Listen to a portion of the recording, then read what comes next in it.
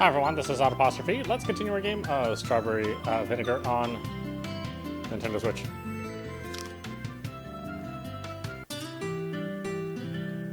Lucy grins. She looks so smug, I kinda want to pinch her cheeks. Isn't it only natural I'd know about this trip? It was easy for a sleuth like me to discover. How was it now? Yep, I looked it up on the internet, of course. The internet, of course. I should have known, really. Dante's Divine Comedy doesn't mention anything about the strength of Hell's Wi-Fi signal, but Dante lived almost 1,000 years ago, and the times have changed. Not even Hell can remain entrenched in the 14th century, it seems. I'm not very good at using the net, though. Fia looked it up for me. She said all the information was there on your school website. Fia? Who's that? One of my sisters. She spends a lot of time on this online forum posting pictures of cute anime girls and telling people to step on thumbtacks. I don't really get it. She always gets really mad when she goes on that site, but that doesn't stop her from going on it. I wish I knew why. Technology is a frightening thing. It really is. The two of us sit there for a while, pondering. Since it's such a nice day, Alicia asked if we could eat lunch out on the school field, and I obliged. The track team practices out there, but only on Mondays and Fridays, so nobody should be bothering us. The wind rustles through the trees, toying with my hair, and I shift, brushing a few strands behind my ears. So, do you know where we're going on this trip? Yep, your scary teacher said. She said we were going to pick berries in the mountains. That's right. I think it's a bit of a tradition. We went there last year, too, and the year before that. It sounds like fun. Aren't you excited? No, it was pretty dull, to tell you the truth. I'd rather go somewhere with a bit more culture, like Kyoto or Okinawa. Our school doesn't have the money for that, though. But the school building's so big, and the uniforms are so nice. And that's why they can't afford to take us anywhere. The school governors spend all their money already. Just don't get your hopes up, Lucia. This trip will be pretty dull. No way. I don't believe it. It can't be dull if I'm with you, right? Well, thank you, I guess. You're welcome. Now, is it time to eat? Alicia roodles around in her plastic carrier bag and unveils the few items we bought for lunch. I didn't have much money with me, so I couldn't afford to buy a lot, but there should be enough to satisfy Alicia for half an hour or so. As Alicia eats, her tail twitches. I watch it transfixed. I wonder what would happen if I pulled it. In the end, however, I decide to leave her tail be. Who knows what will happen if I touch it? I might get cursed. It's best not to meddle in affairs like this. There's too much about Alicia I don't know, and I don't know if I want to find everything out. There are some things mere mortals like myself shouldn't do.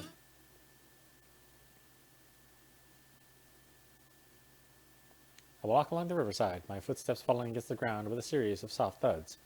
The wind runs through the elm trees, making the leaves rustle, but my mind is miles away.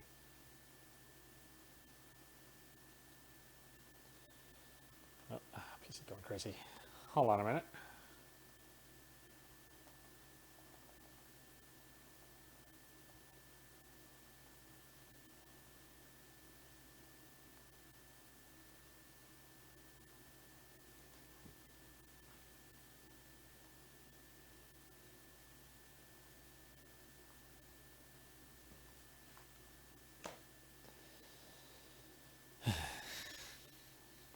Just did an update. I'm still running 1804. I should probably do 1904. Well, I don't know. I'm waiting for 2004 before I commit to a major upgrade.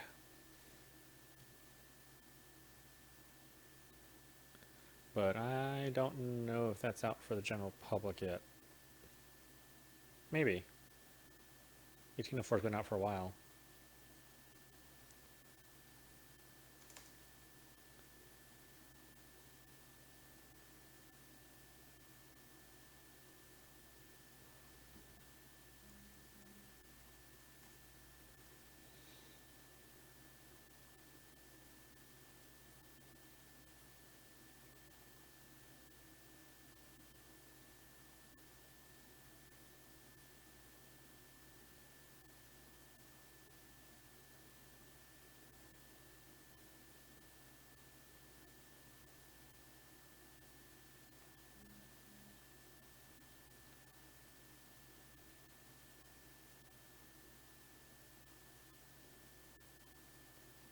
Alright, almost there.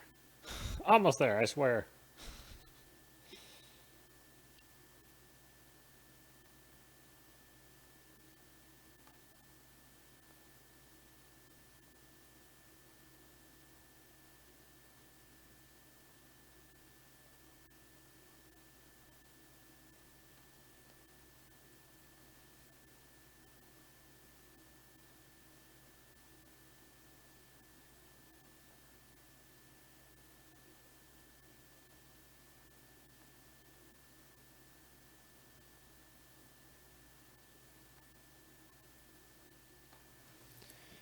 Okay, my goodness. I don't want to think about it, but I can't stop myself. There are too many mysteries surrounding Licia, and it's starting to hurt my head.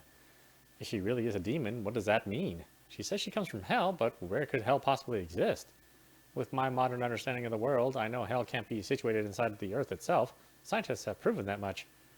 The scientists did not, however, account for the existence of reality-warping beings like Licia, so maybe they don't know everything after all. It feels kind of weird that a 9-year-old girl like me might know more about the untapped mysteries of the universe than the technicians working at CERN or NASA. It's a lot to take in. How often do demons like Licia come to trouble us humans? Since it happens to me over something as trifling as a plate of cookies, it can't be completely unheard of. Licia's entire existence is problematic, but she doesn't seem to realize this at all or appreciate just how much this is bothering me. Okay.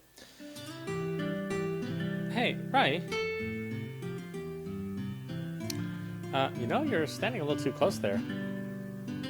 What do you want? Nothing really. You just looked deep in thought. I did?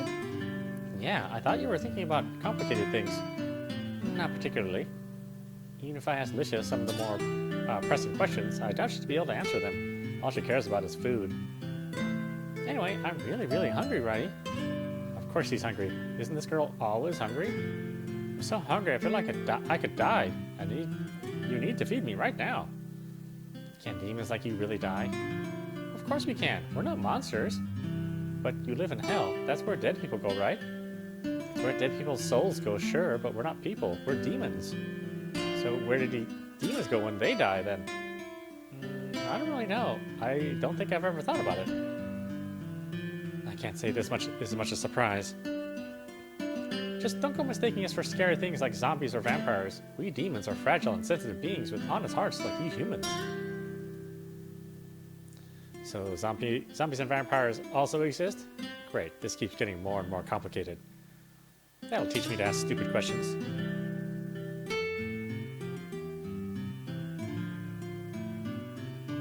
Anyway, Rie, I'm hungry. I'm hungry. Feed me. If you don't feed me, I'll reap your soul. Alright, I heard you the first time. What do you want? Well, as you know, I like sweets. You can't eat sweets all the time. You'll get spots. Silly human girl. I've never had spots in all my life. There's a first time for everything. Why? Do you get spots when you eat too many sweets, Rie? That's completely irrelevant. I need to try to change the subject.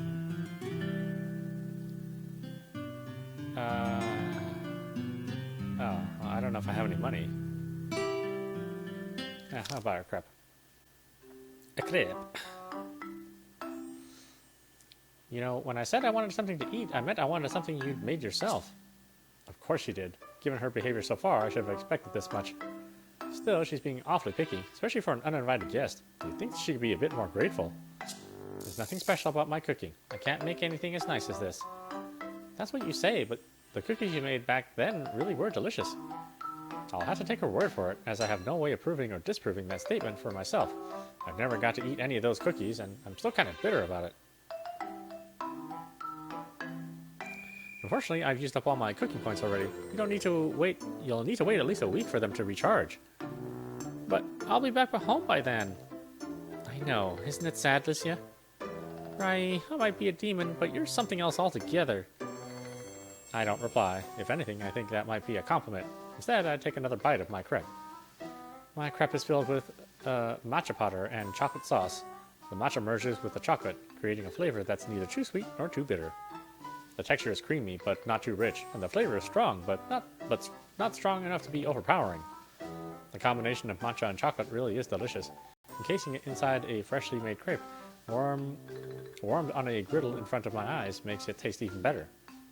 The blending of two flavors, Japanese green tea with the European crepe, really is a wonderful thing. My crepe is fairly simple compared to Lycia's. I think Lycia's crepe is the strawberry cheesecake special. It contains strawberries, crumbled cheesecake base, strawberry sauce, whipped cream, and a whole scoop of vanilla ice cream nesting in the middle. The ice cream is protected from the heat of the crepe by the crumbled cheesecake and the strawberry pieces that surround it, but it's beginning to melt. I warned Lycia that if she ate something so extravagant she wouldn't want to eat dinner later, but she reassured me with a wide smile that she always has room in her stomach for more food. I wonder where she puts it all anyway, given she's so skinny. Maybe she really does have 7 stomachs. Despite her complaining, it seems she really does like her crepe. She's digging into it happily, consuming it at an almost alarming rate. You've got ice cream on your nose. I do. Lycia blinks, going momentarily cross-eyed as she tries to look at the tip of her own nose. The end result is fairly predictable. Rie, I can't see it. Of course you can't see it. What do you expect? This girl is such an airhead. Maybe she was mooching around in heaven or in hell for way too long, breathing in all those noxious sulfurous fumes. Inhaling a load of chemicals like that would poison a regular girl like me, and while I realize there isn't much that's regular about Lycia, I doubt it would be very good for her body. Rie, can you try to get it for me? Wipe it away yourself. I'm not your mother. But since you didn't make me any food yourself, you could at least help me. You're so whiny. Can't you do anything on your own? There's no use crying over spilt ice cream. It's just a tiny little blotch about as small as a pinhead. I can, but I'd like it more if you help me, Rie. I sigh. When she looks at me with those huge eyes, I feel guilty saying no. She's manipulating me, and she knows it. She must be doing this on purpose. Nobody's that oblivious, right?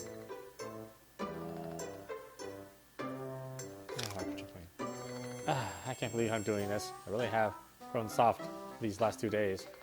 Whether I like you or not has nothing to do with it. Now sit still. I reach out and wipe the smear of ice cream off Lycia's nose with the pad of my thumb. Yeah, hey, I knew you cared, really. Lycia rewards me with a bright, dazzling smile. I don't really understand why. Why does wiping ice cream off her nose mean that I care? It doesn't mean anything at all, really. I just got tired of listening to her whining. I try to shuffle away from Lycia, but she stops me, taking hold of my wrist with her right hand. And now, thanks for the food. Lycia licks the drop of spilled ice cream from the back of my thumb. Her tongue only brushes against my skin for a few seconds, but that's more than enough to make me blush. What'd you do that for? What's wrong, Rie? You shouldn't lick people like that. You're not a cat. Huh? But I thought you would praise me for it. What are you talking about? You were complaining because the crepe cost so much, so I thought it'd be bad if I wasted any. I was trying to do you a favor. Oh, I see. Is that why she got so troubled when I told her she'd gotten some of the ice cream on her nose? I suppose that makes sense, but it isn't customary for people to lick each other. You mean that was no good? It was definitely no good. I sigh for the X time. Lycia doesn't understand human culture at all, does she? Maybe they go around licking each other all the time in hell, but I certainly won't stand for such a thing. Not while she's living with me. Just don't do it again, okay? Well, I don't really understand, but I'll try to remember. Good. See to it that you do. And, well, what is it now? Lycia fidgets, passing her crepe from one hand to the other. If she keeps hemming and hawing like this, the pearl of ice cream in the middle of her crepe is going to melt more, and then eating it will be an even tougher chore. Why does she look so coy? This isn't like her. I didn't scold her too harshly back there, did I? Maybe I should try to be a bit nicer to Lycia. Although she acts like she's such an airhead, I think she has a delicate side to her character, too. I was just wondering, since I made you mad, I thought maybe you might want to bite up my crepe. Is that what she was getting at is that what she was getting all worked up about? Food again? No, I don't think so. I think she's trying to apologize for making me uncomfortable, even though she didn't intend to do it in the first place. I'm kind of flattered, I guess. A lot of people hate being told they upset somebody, especially when they didn't do it on purpose. Licia really is a sweet girl. I don't want to hurt her feelings any more than I already have done. Well, since you're offering, I suppose I might as well. I'm only doing this because you're asking, though. But I still can't be honest with her in return. Thanking her would be embarrassing. I shuffle closer to her once more, and Licia proffers her crepe. I dip my head, brushing my hair back behind my ears so it doesn't get in the way, and take a small, cautious bite. It's good. Better than I expected, given it's not really that hot anymore. The hard cheesecake bake crumbles in my mouth, combined with the smooth vanilla ice cream and the sweet, but not cloyingly so, strawberry sauce. Strawberry sauce might be a tad too synthetic on its own, bright red like fake blood, but the chunks of real, ripe strawberries mixed with the sauce help ground the flavor, making it feel fuller, firmer, and richer. It offers a new dimension to the sugary sauce and makes it taste sophisticated somehow. The whipped cream is light and airy, not too overpowering, and helps finish the whole thing. I hold a hand to my cheek and realize that it's hot. I think I've been blushing this whole time, ever since Licia shyly asked me if I wanted a bite of her crepe. So, do you like it? What's wrong with me? I'm too old to get excited about sweets. I'm not even a big fan of extravagant crepes like Licia's. I prefer simple things. If you mix too many flavors together, it can leave a strange aftertaste and settle heavily inside the stomach. Delicious crepe, however, really did taste good, though I'd never choose such an extravagant flavor for myself. Maybe it was because I was eating it with her. I never shared a crepe with a friend before. Perhaps it's the company that makes them even more delicious. No, that's so hackneyed. I'm starting to sound like Dad, of all people. I turn my head to one side and fold my arms with a hum. It was fine, I suppose, but it was nothing special. Whatever you say, Rie.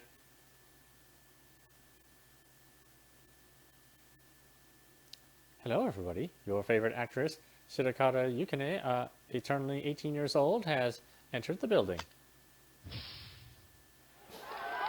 Thank you, thank you. You're far too kind. Why is Mom so melodramatic? I know she's an actress, but it's not like the spotlight shines on her all the time. Well, maybe it does in her mind. Yuki, welcome back. I missed you. I can't believe it.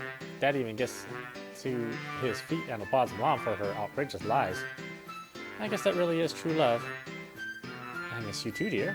I had such a busy day at work. I was dying to sit down and stare at your cute face again. Cute? I'm not really... Well, I wonder. Mom smiles, a cat-like smile. You shouldn't be coy, dear. I have superb judgment when it comes to cuteness. I haven't been an actress this long for nothing, you know. Dad swoons, his face light pink. It amazes me that Dad is so obviously in love with Mom, even though they've been together, and not married though, for almost 17 years. And what are you all doing in the kitchen? Has our living room been invaded by a vengeful spirit? Please don't talk about spirits, vengeful or otherwise. It might be bad luck. I just like it in here, that's all. It's cozy. Because this is where all the food is. That's right, how'd you guess? It didn't take many of my deductive faculties, trust me. Well, you might be right. They do say the kitchen is the heart of the home, and I feel like having a cup of tea. Yes, of course. I'll get it for you right away.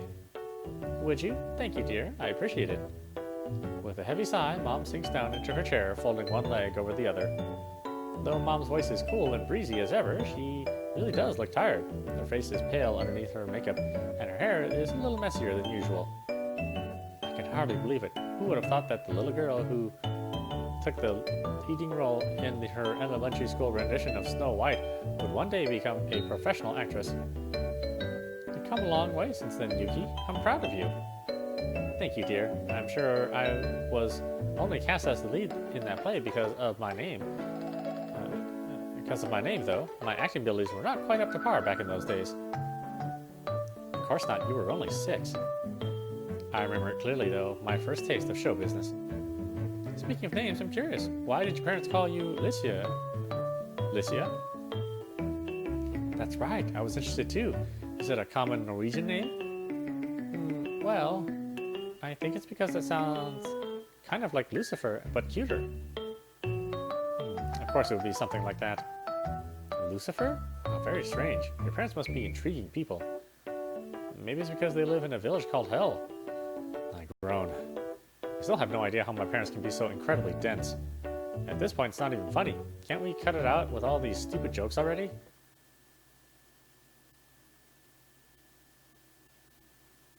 I lie in my bed, curled up like a weevil snuggled inside a biscuit. I'd be asleep by now under normal circumstances, but these circumstances aren't normal. Hey, Rie. Lycia's presence is proof enough of that. What is it? If you don't get any sleep, you'll be tired tomorrow. I know that, but I was thinking something. There's the first time for everything, I suppose. I don't mean to be so sarcastic, but I can't help it. I'm sleepy. Lycia doesn't seem to mind, though. Her smile doesn't flicker. Did she even realize that I said something mean? She might be too pure to pick up on sarcasm. I was just thinking, it might be nice being an only child. And why do you say that? Your parents always give you so much attention. It's clear they really love you. I think Dad gives me a bit too much attention. He's always trying to get me to model those frilly dresses of his. It's such a pain. But he only makes you those clothes because he loves you. It isn't the same for me. My dad hardly ever talks to me. Isn't that because he's busy? You said he was some earl in Hell or something. That's right. He's one of the 72 earls who governs Hell, so he's always working to ensure everything runs smoothly. I know he works hard to support us, but he's so busy I never get to see him. He doesn't have enough time to watch TV with me or help me with my homework, and he didn't even attend last parents' evening. My dad never helps me with my homework either, since he's even more clueless about mathematics than I am, but I don't mention this to Lycia. I don't know if it's a good time. What about your mother? Don't you ever spend time with her? I do, but Mother is busy as well. We have 6 older siblings, so Mother is always fussing after them. 6? That's right, 6. That's impressive. Since most humans go to Hell after they die, you wouldn't think demons would spend time creating more life, but I guess not. There's still a lot I don't understand about Hell. Hopefully I'll never go there, and I'll remain blissfully ignorant about all its inner workings. It's normal for families in Hell to have 7 children, especially noble families like mine. It's a tradition, since there are 7 deadly sins and all. But not 7 days of the week, apparently. I thought the lucky number in Hell was 666. Oh, that too, but having 666 children might be quite a stretch, even for an amazing woman like my mother. I guess so. I just get kind of lonely sometimes. Since I'm the youngest, nobody listens to me. I get treated like a kid. Is that why you wanted to leave? Kind of. It's strange, but nobody paid much attention to me in Hell, but everyone seems super interested in me here. I don't get it. That's because they think you're some kind of Norwegian princess. I don't really know why. I always got the worst grades in class back home. I'm not even average. I'm way, way, way below average. None of my teachers like me or my classmates. I didn't think you humans would welcome me so warmly. Mom and Dad told me I should prepare to be disappointed, so I didn't expect too much. It's a little awkward, but I think I like it. I've never felt so wanted before in my life, and I'm happy I met you too. I think you're a really nice person, Rie. Well, whatever. I turn over in bed and hug one of my pillows to my chest. I'm glad it's so dark, so she can't see me blushing. I'm not trying to be nice or anything. I'm just going along with Lycia's whims so she won't reap my soul. There's nothing deeper to this, really. I don't even like her. Not that much. Even so, I don't think you dislike Hell that much. Why do you say that? If you really hated it, then you wouldn't feel homesick. Since you miss it, that must mean there are some things you like about it. Of course. I love my mother and father and all of my siblings, even if they tease me all the time and always beat me in Scrabble. But at the same time, I always felt like I never really fit in. I was under a lot of pressure all the time, and I could never meet anybody's expectations. After a while, everybody gave up on me. But you don't ignore me, Rie. You listen to me and give me lots and lots of delicious food.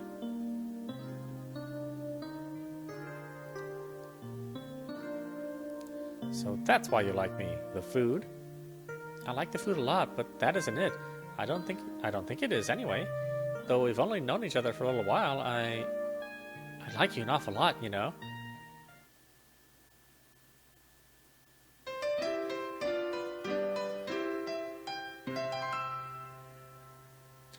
Day 4, Thursday. Alicia, wake up! Wake up! Huh? Rie? Alicia cracks one eye open and blinks at me. She's curled up beneath her futon, her ashen hair spilling across her pillow. Some of it's tangled up in her horns and looks all knotted. Having horns must be quite the pain. Is that why she always wears her hair so short? If it was any longer, those horns would probably be even more of a problem. Alicia, you need to get dressed. Dressed? That's right. Hurry up. I don't have enough time to stand around waiting.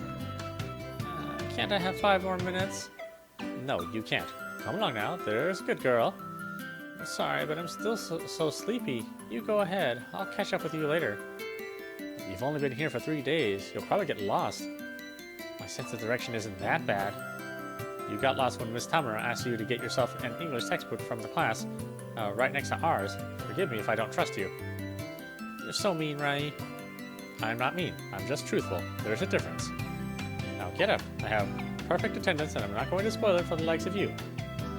I paused, struck by the brilliant idea.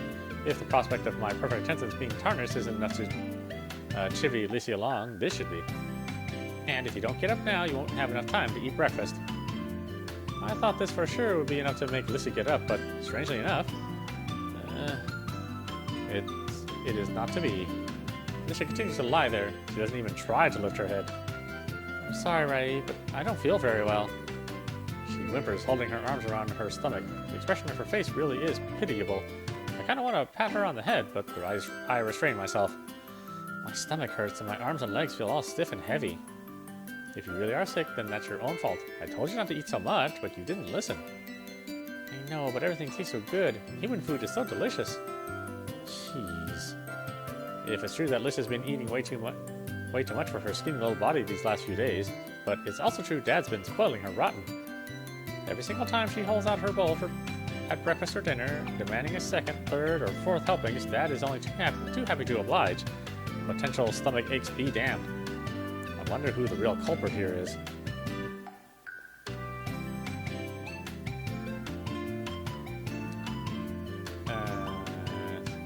Alicia for being so greedy. Of course, this can only be Alicia's fault. It's because she's greedy and she doesn't understand her own limitations. Though her flustered little face does look rather tragic, swaddled up in her blanket like that, I can't feel any sympathy for her. In fact, I'm angry. This is all your fault, you know. You ate too much even though I told you not to. Why didn't you listen to me? Because it all tasted so good. I couldn't help myself. You say that, but we both know that isn't true. You could have done. You just didn't want to. Maybe. Alicia looks up at me sadly, her long eyelashes fluttering. You sound kind of scary, Rie. My dad shouts at me all the time, like that sometimes too. Well, good. You need people to discipline you. Judging by the sorry state you're in right now, your dad should have been even harsher. Don't say that. I thought you were my friend. Really? I raise an eyebrow. Isn't that something you decided on your own? Wasn't yet another selfish whim of yours? Selfish? Yes, you only think about yourself. That's why you broke into my house, and that's why you're so greedy, and that's why you've made yourself sick. This is your own fault, and you should take some responsibility.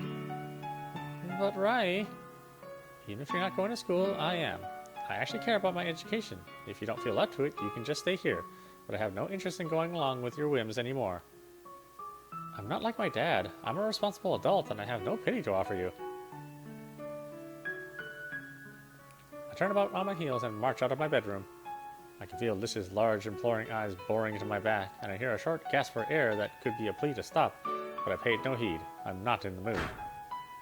That girl is so selfish. She appeared in my life without warning, and now she has the nerve to act like the victim.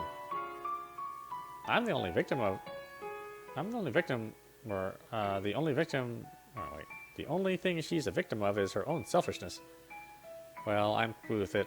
I don't want to deal with that troublesome girl anymore.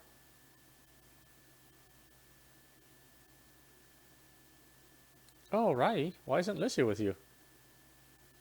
She can't come down today. She's sick. Sick? What's wrong with her? It isn't a fever, is it? A headache? A toothache? Measles? Mumps? Chickenpox? Tuberculosis? Food poisoning? Dry rot? Subsidence? No, wait, don't tell me. It can't be an infestation of termites. Dear, those last three elements you listed do not commonly affect little girls. They don't? No. Aren't those the problems of the builders were having with dear old Nozomi's house? Oh yes, my mother was talking to me about it on the phone last night, so I must have had termites on my mind. Take care, dear, or your poor brain will end up as holy as the foundations of Nozomi's house. Dad takes this quip in good faith, with another one of his hairy little smiles. I wonder if we'll be able to find a builder to fix her place up. We've been trying, but it's hard work. It seems like most builders are worried they'll damage the foundations even more while trying to repair it. While Mom and Dad discussed the exceedingly interesting affair of Grandma Nozomi's slowly collapsing home, I turned my attention towards my breakfast. I'm glad Dad has grown tired of natto. Breakfast today is a far more pleasing affair to the eyes and the nose. Miso soup and rice might seem like a rather average breakfast, but the spring onions Dad sprinkles into the miso soup give it an extra crunch. And the rice is perfectly cooked, as always, topped with roasted sesame seeds. So, is Licia alright? She isn't seriously ill, is she? She'll be fine. She just has a stomachache, that's all. Oh, is that it? I'm glad it isn't anything too bad. I hope it wasn't my food that made her sick. Since she's from Norway, she might not be used to my style of cooking. Don't be silly. It isn't your fault. It isn't? No, the food you cook is always excellent. She's the one to blame for all this. That sounds awfully harsh, Rie, dear. I thought she was your friend. I never said she was my friend. She's just an unwanted guest with an insatiable sweet tooth. Oh my, did you two have a falling out? We never had a falling out because we never had a fallen in to begin with. I didn't like her from the start. Well, I wonder. It seems awfully charitable of you to maintain a correspondence with a girl you claim to dislike, and it was even more so given you invited her to live with us. I never invited her. She came down here on her own. I told her not to, but she just turned up here on our doorstep anyway. Or in our kitchen, to be more precise, given she didn't even have the courtesy to stand on our front step and knock on our door. So you're saying Licia came here all the way from Norway just to see you, even though you refused her? She must like you to go to such extreme lengths. No, she doesn't. She only likes my food. No matter what sappy thing Licia says about me, she didn't invade my home because she wanted to become my friend. I know that for a fact. She was always enticed by the smell of my cookies. She was always enticed by the smell of my cookies and her own rumbling stomach. She isn't some kind of mystical spirit come to teach me important life lessons. She's not nearly that generous. She's just a greedy little lich, no better than a tapeworm. You've been in one too many TV dramas, Mom. You're making it sound more romantic than it is. Are you saying it isn't romantic, Rie? That's exactly what I'm saying. She doesn't like me and I don't like her. Where's the romance in that? Mom giggles. She looks pleased with herself, though I don't know why. Don't worry your pretty little head about it, Rie. I'm sure you'll understand when you're older. There isn't anything to understand. We're not friends and we never will be, and that's final. In fact, I wish she'd just go back to where she came from and leave me alone. Whatever you say, sweetie. I hope you don't grow to regret your words. Human hearts can be very confusing, contradictory things.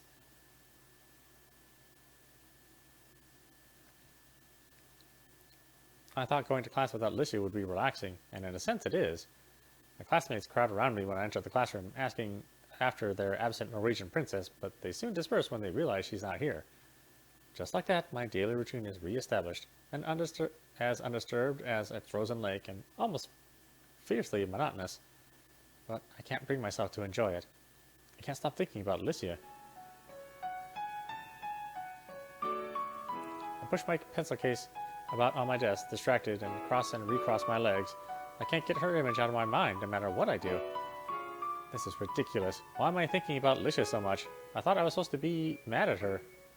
Maybe that's why I can't get her out of my mind. She's been such a constant thorn at my side that these last 3 days, being alone feels strange. I need to readjust. This is all her fault. If I'd never met her, I wouldn't be feeling so strange right now. I suppose this is just another thing to dislike her for. Even so, I'm starting to worry I went a little too far this morning. It's true that she's been annoying me, but I think she's been taking the hospitality of my family for granted, So my feelings are perfectly justifiable. In fact, I don't need to justify them. She's definitely in the wrong here. But that doesn't make me feel any better. I gasp. In my hazy state of mind, I somehow managed to knock my pencil case off the table. It hits the floor with a clatter, pens and pencils exploding everywhere. I've never done anything like this before. I'm not a clumsy girl. I don't trip over my own feet, and I don't walk into people in the hallway, and I certainly don't knock things off my desk in the middle of class. Sakuraba, what are you doing? Miss Tamura appears at me, her eyes narrowed. She isn't the only one who's staring. The rest of the class is, too. I'm sorry, miss. It was an accident. I hope that it was. It isn't like you to not pay attention, Sakuraba. Now pick up your things as quickly as possible so we can commence the lesson. Yes, miss. I slide out of my seat silently and crouch on the floor, retrieving the scattered contents of my pencil case. What's up with Sakuraba? She's been acting odd all day. Maybe she's worried about Licia. Maybe they have a special bond that cannot be spoken of with mere words. Of course they don't. They only know each other for a few days. Where is Licia anyway? Did Sakuraba say? Apparently she got sick. Oh, that's so sad, the poor darling. I do so want to speak with her again. No wonder she got sick, staying with a gloomy girl like Sakuraba. Please don't say things like that. She might hear you. Alright, class, settle down. Miss Tamura slams the palm of her hand against her desk. The class jumps in unison and turns to face her, stunned into silence. I pick up the rest of my pens and pencils and cram them into my pencil case, then sit back down in my seat. My lower lip trembles and my face burns bright red. What on earth am I doing?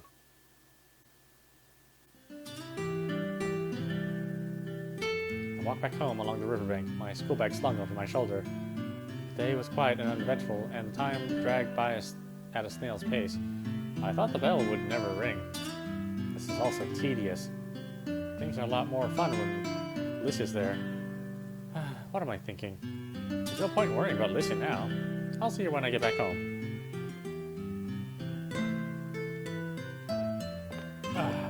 Now I've started to walk faster than usual. Am I really that desperate to see her face again? There must be something wrong with me. Maybe I'm sick.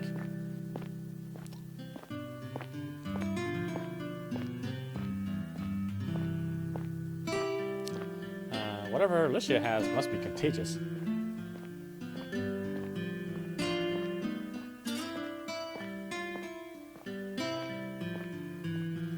Come to think of it, if there is something seriously wrong with Licia, how will Dad cope? Licia's not a human, so normal medicine might not be able to help her. In fact, it could make her even worse. I thought Licia was only joking when she said she had 7 stomachs, but what if that's true? How well does Casa work when it gets dispersed 7 different ways inside one person's digestive system? I wince. All of a sudden, I'm hit with a wave of despair. I just want to see Licia. I didn't expect to, but I miss her.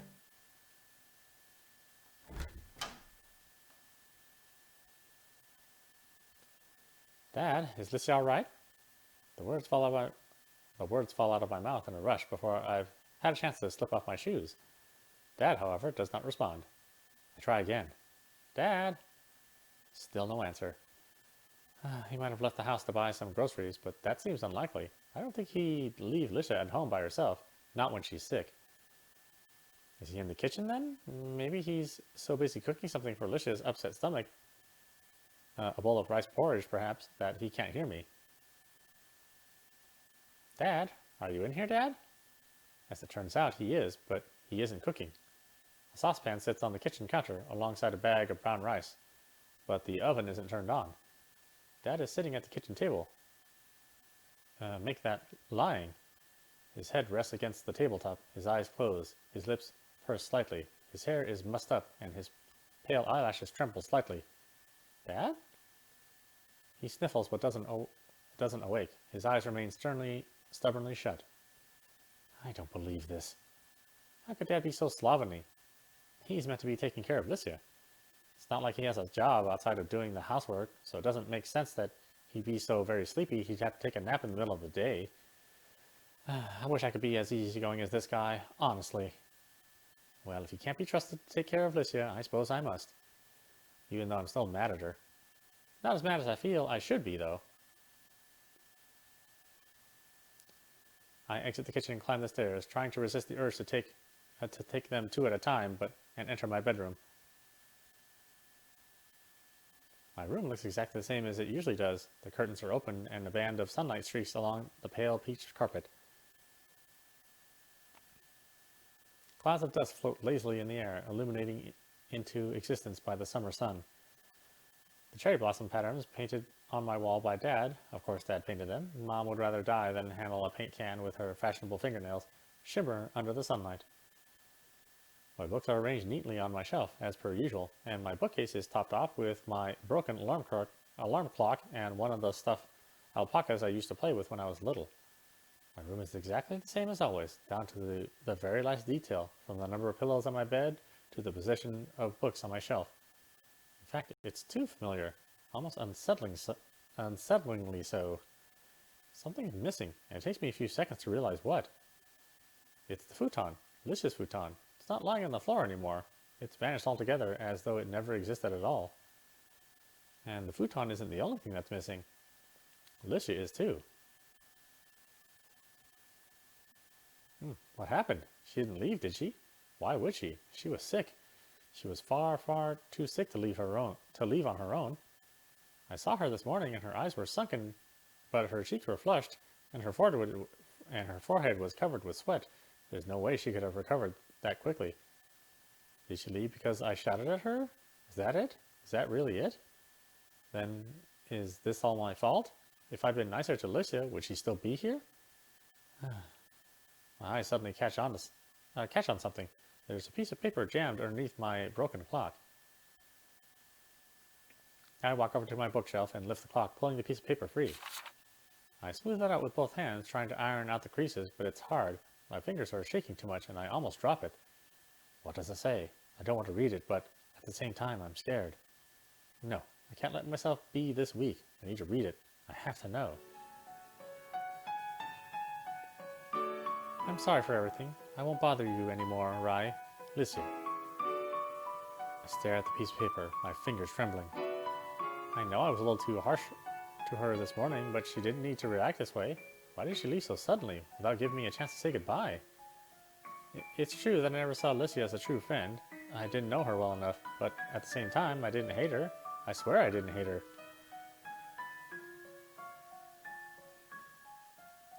She was selfish and greedy, and she more or less forced herself on me, but she was sweet and funny, and essentially good-natured too.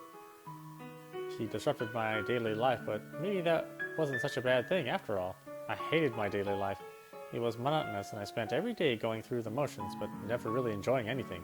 Not genuinely. But it was different with Licia. Licia isn't here anymore, though, and I have no idea if I'll ever see her again. How could a mere schoolgirl like myself venture into the deepest, darkest corners of hell? What should I do? Is there anything I can do? Maybe I should have been nicer to her when I had the chance. Oh my, so now she regrets what she did? You humans are so contrary. Huh. I jump in alarm, gripping the sheet of paper within my hand so hard it tears. There, sitting on the edge of my bed as though she were there all along, is a very suspicious-looking woman. Her hair is light blonde, falling down past her shoulders in waves. Her skin is similarly pale, like a French doll's.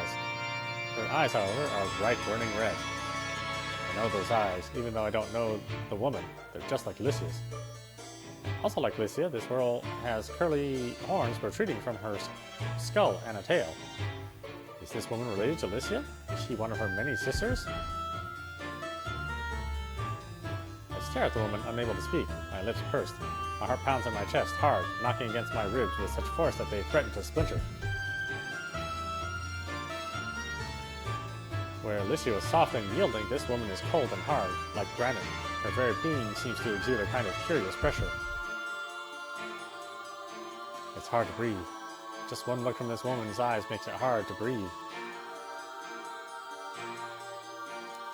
Goodness, you're being so quiet. Cat got your tongue, dear? Well, never mind. I should have expected nothing less. You humans have always been rather poor at welcoming us demons. At any rate, I should probably introduce myself. My name is Aurora. Superbia Ilvis, and I am the oldest sister of the Ilvis family. It is a pleasure to make your acquaintance. Sakuraba Rie. So, this woman knows my name. Perhaps I shouldn't be so surprised. Given she's a demon, it seems only natural that she would. Unfortunately for you, however, you will not be able to recall our acquaintance for much longer. What do you mean? So she talks. How cute. Sadly, time is of the essence, and I have precious few minutes to spare on a mere human girl such as yourself. I thank you for indulging my cute little sister's whims, but all good things must come to an end. My sister has grown tired of your company and has decided to leave. So does that mean Lycia's all right? Have you spoken to her? Of course I've spoken with her. I'm her big sister. Unlike you, I care about Lycia. I wince, stung by this barbed comment. I want to retort, but I can't find the words. And, at any rate, I think Aurora may have a point. I was never very nice to Lycia. She opened her heart to me, but I didn't return the favor. I never wanted to be her friend. It's no wonder Aurora accused me of not caring. I don't care about much in life, and Lycia wasn't any different. I never realized how much I liked her until it was too late. I will not punish you for upsetting her, however. Though your relationship ended on a rather sour note, you did take Lycia in out of the goodness of your heart, and that should be applauded. Moreover, Lycia begged me not to lay a finger on you.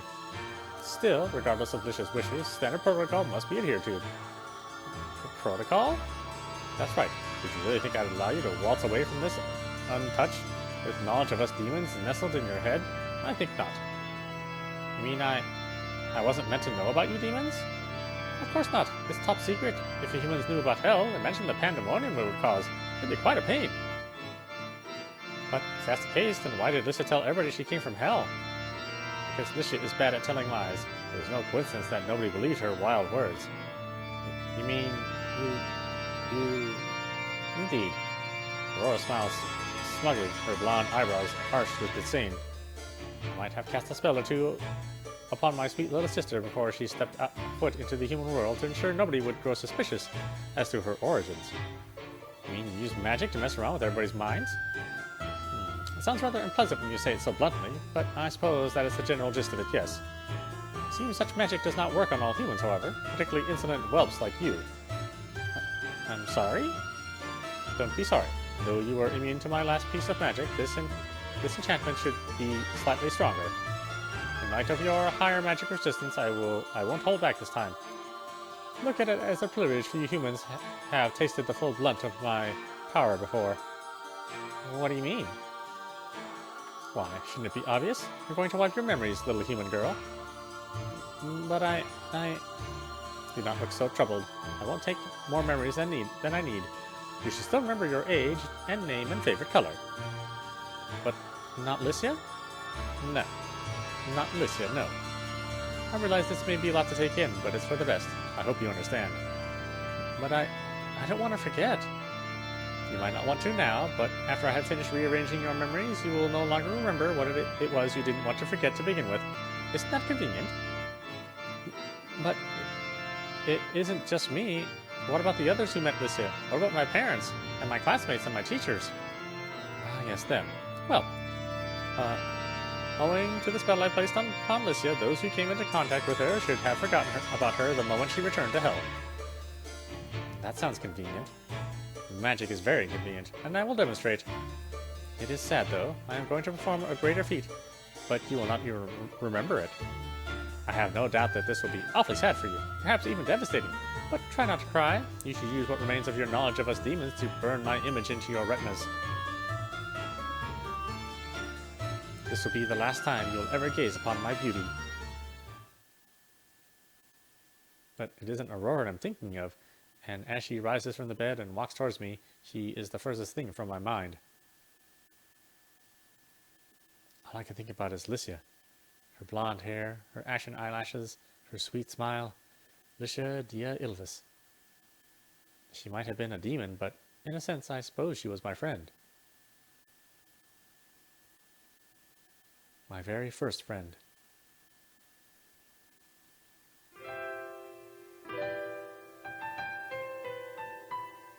Day 5, Friday.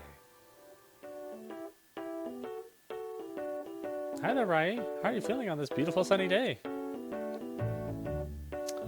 I am feeling like we should save. This is audap Stream, watching a Strawberry Vinegar on Nintendo Switch. Well, it has taken the kind of turn which I expected it would.